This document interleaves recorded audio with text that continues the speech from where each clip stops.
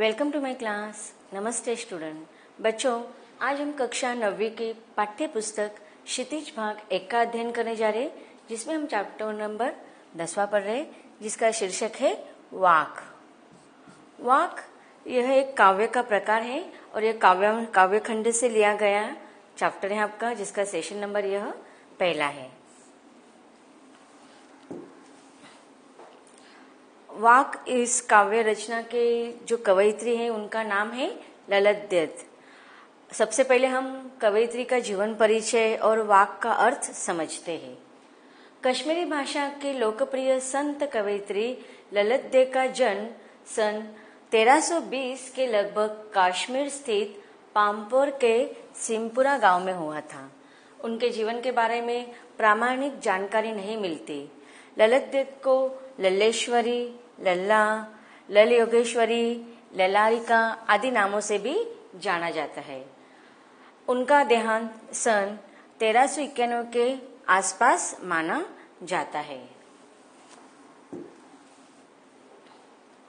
ललित दत्त की काव्य शैली को वाक कहा जाता है। जिस तरह से हिंदी में कबीर के दोहे, मीरा के पद, तुलसी की चौपाइयाँ और रसखान के सवैया प्रसिद्ध है, उसी तरह से ललित दत्त के वाक प्रसिद्ध है।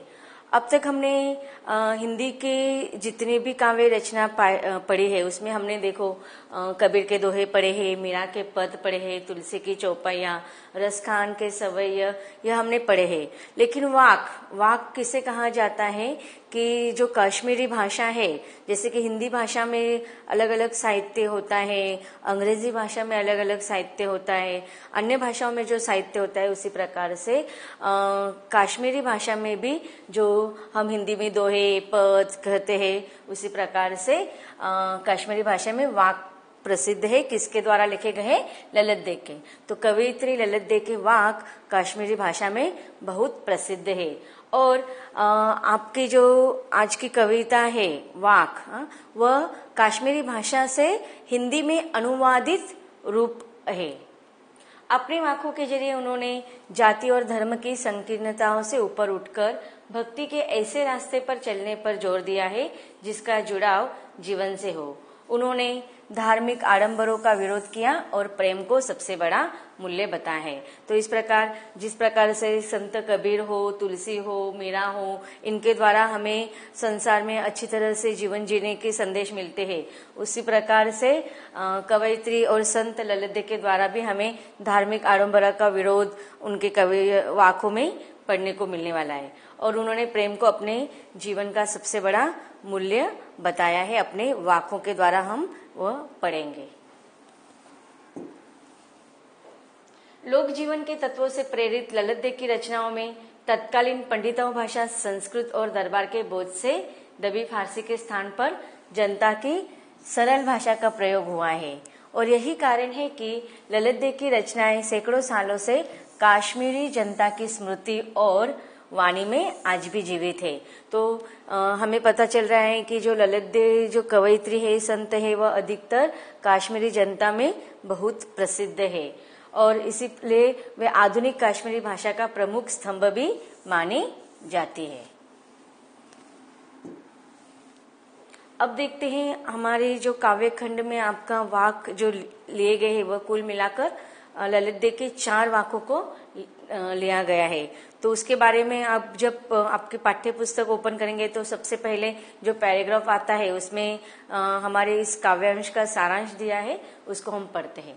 विद्यार्थियों को भक्ति काल की व्यापक जन चेतना और उसके अखिल भारतीय स्वरूप से परिचित कराने के उद्देश्य से यहाँ पर आपके पाठ्य पुस्तक में ललित दत्त के 4 वाकों का हिंदी में अनुवाद प्रस्तुत किया जा रहा है। वास्तव में देखा जाए तो ललित दत्त के जो वाक है वह कश्मीरी भाषा में लिखे हुए हैं, लेकिन हमें उनकी जानकारी मिले इसलिए वह हिंदी में अनुवादित किए गए। जो पहला वाक है उसमें कवयित्री ललित दत्त ने ईश्वर प्राप्ति के लिए किए जाने वाले अपने प्रयासों की व्यर्थता पर चर्चा की है। दूसरे वाक में बाह्य आडंबरों का विरोध करते हुए यह कहा गया है कि अंतःकरण से समभावी होने पर ही मनुष्य की चेतना व्यापक हो सकती है। दूसरे शब्दों में हम इसे माया जाल में कम से कम लिप्त होना चाहिए, यह संदेश दूसरे वाक्य में कवयित्री हमें दे रही है।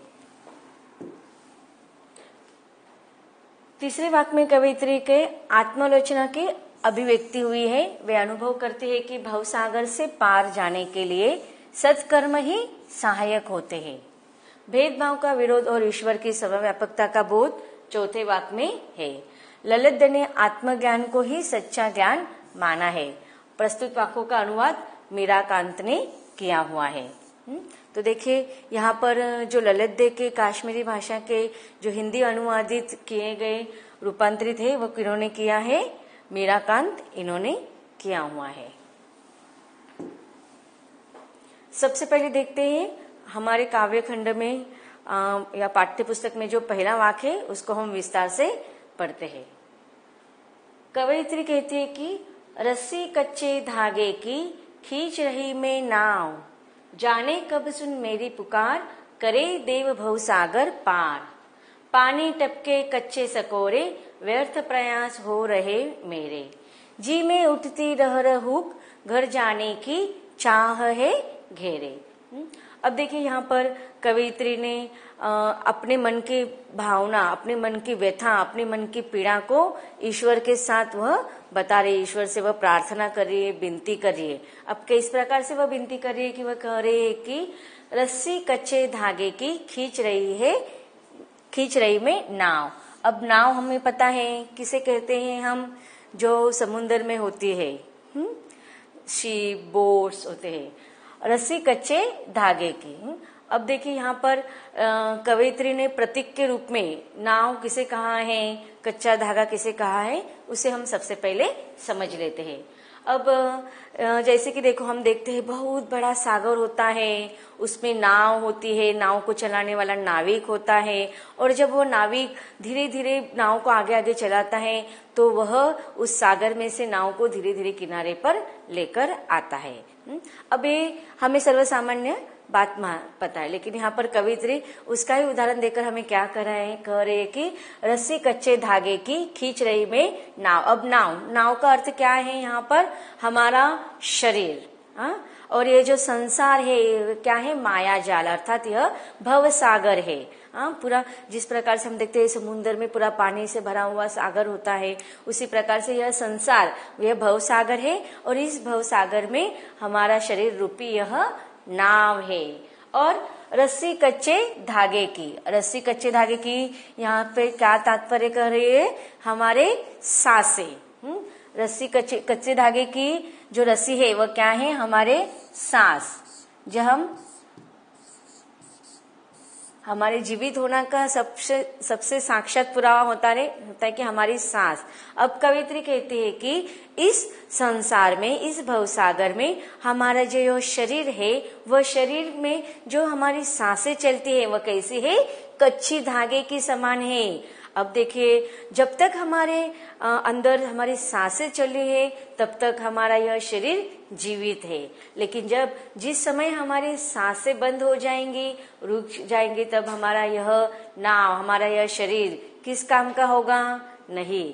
तो यहाँ पर कवयित्री यही कहना चाहती है कि इस भवसागर में, इस संसार में यह हमारा जो शरीर रूपी जो नाव है, उसको जो खींचने वाली हमारी जो सांस है वह कैसी है?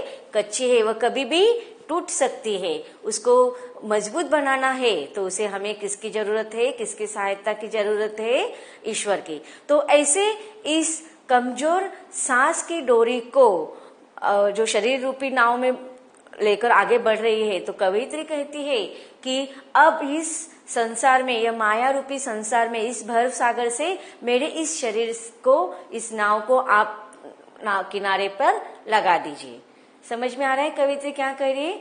कि कवयित्री कह रही है कि जिस प्रकार से एक नाविक नाव को भवसागर में जो नाव होती है उसको किनारे पर लाने की कोशिश करता है, उसी प्रकार यहाँ पर कवयित्री अपने प्रभु से, अपने ईश्वर से विनती कर रही है कि हे ईश्वर, हे प्रभु, आप आकर इस भव सागर से, यह मेरी शरीर रूपी जो नाव है जिस पर मेरी सांसें कैसी है? कच्चे धागे की समान है, वह कभी भी टूट सकते हैं। तो अब इस संसार से, इस माया जाल से मुझे आप बंधन से मुक्त कर दीजिए और मुझे भव सागर के किनारे पर ले जाइए। और यह बहुत ही विनती कर रही है कवयित्री ईश्वर से, जाने कब सुन मेरी पुकार। कवयित्री कहती है कि मैं ईश्वर को इतना पुकार रही हूँ, इतना उनसे प्रार्थना कर रही हूँ, इतना उनको रिक्वेस्ट कर रही हूँ, लेकिन पता नहीं जाने कब सुन मेरी पुकार। है ईश्वर, आप मेरी इस व्यथा को, मेरी इस विनती को, मेरी इस पुकार को आप कब सुनेंगे।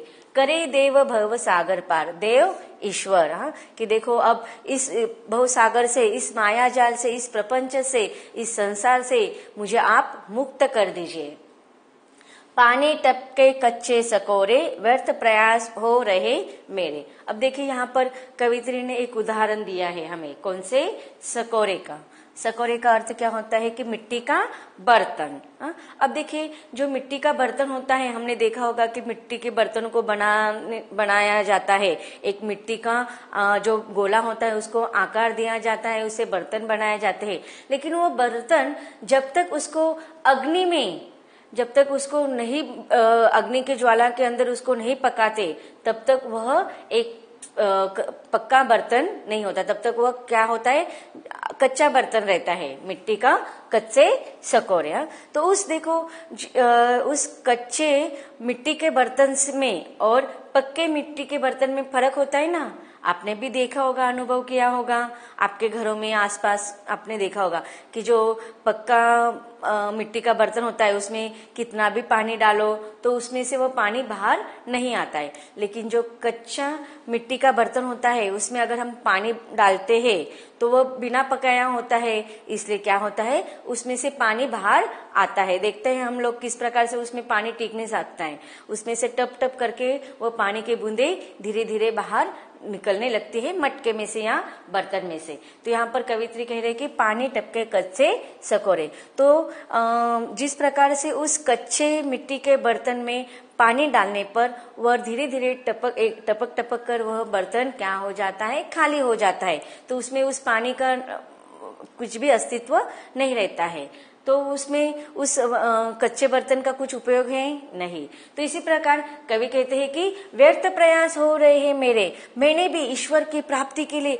बहुत सारे प्रयत्न किए, कितने उपवास किए, कितने व्रत किए, कितने धार्मिक विधियां की, लेकिन जिस प्रकार से उस कच्चे मटके में पानी टपक टपक के निकल जाता है, उसी प्रकार से मेरे हाथों से जितने भी मैंने प्रयत्न किए ईश्वर को प्राप्त करने से, इस भवसागर से दूर होने से, वो सारे प्रयत्न मेरे क्या हो गए हैं, व्यर्थ हो गए हैं, व्यर्थ प्रयास हो रहे हैं मेरे।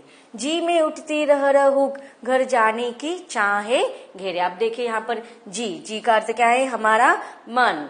जी में उठती रह रहूं, हुक अर्थात व्यथा, दुख, जो होती है हमारे, घर जाने की चाहे घेरे। तो अब वह कवयित्री यहाँ पर कह रही है कि हे ईश्वर, मैं आपको कब से पुकार रही हूँ, अब इस मैंने जो निरर्थक प्रयत्न किए हैं अब तक, वह उसका कुछ भी मुझे फायदा नहीं हो रहा है। तो अब अंत समय आ गया है, आप मुझे जल्दी से इस भव सागर से बाहर निकाल दीजिए। और मैं आपको कब से पुकार रही है और आप मुझे इस भव सागर से नहीं ले जा रहे, इसलिए मेरे मन में दुख की व्यथा बढ़ती जा रहे हैं और मेरे मन में घर जाने की चाह इच्छा है मेरे। कौन सी, घर जाने की। घर जाने अर्थात यहाँ पर हमें क्या है, भव सागर से पार अर्थात ईश्वर के पास, इस संसार से मुक्त होकर हमें हमारे वास्तविक घर पर जाना है। तो इस प्रकार यहाँ पर कवयित्री के द्वारा अपने भावों को व्यक्त किया गया है। अब देखते हैं कविता में आए हुए, इस पद्यांश में आए हुए कुछ कठिन शब्दों का अर्थ और भावार्थ। वाणी शब्द या कथन, यह 4 पंक्तियों में बद्ध काश्मीरी शैली की एक गेय रचना मानी जाती है। कच्चे सकोरे स्वाभाविक रूप से कमजोर मिट्टी का बना छोटा पात्र होते हैं जिसे पकाया नहीं गया होता। रस्सी कच्चे धागे के अर्थात कमजोर या नाशवान सहारे। नाव, यहाँ पर हमें नाव का अर्थ पता है, लेकिन हमें जीवन रूपी नाव लेना है। भवसागर संसार रूपी सागर। हुक तड़प। देखते हैं इन पंक्तियों का भावार्थ। कवयित्री कहती है कि वह सांसों की कच्ची रस्सी के सहारे यह शरीर रूपी नाव को खींच रही है। पता नहीं ईश्वर मेरी पुकार सुनकर मुझे भवसागर से कब पार करेंगे। जिस प्रकार कच्ची मिट्टी से बने पात्र से पानी टपक टपक कर कम होता रहता है, उसी तरह समय बीतता जा रहा है। आगे भावार्थ कंटिन्यू है। और प्रभु को पाने के मेरे प्रयास व्यर्थ सिद्ध हो रहे हैं। कवयित्री के मन में बार बार एक ही पीड़ा उठती है कि कब यह नश्वर संसार छोड़कर प्रभु के पास पहुंच जाए और सांसारिक कष्टों से मुक्ति पा सके। तो बच्चों, अब तक हमने ललित दे के द्वारा लिखा गया जो पहला वाक्य है उसको विस्तार से पढ़ लिया है। अब हम दूसरे वाक्य को भी विस्तार से पढ़ेंगे, लेकिन इसके अगले भाग में।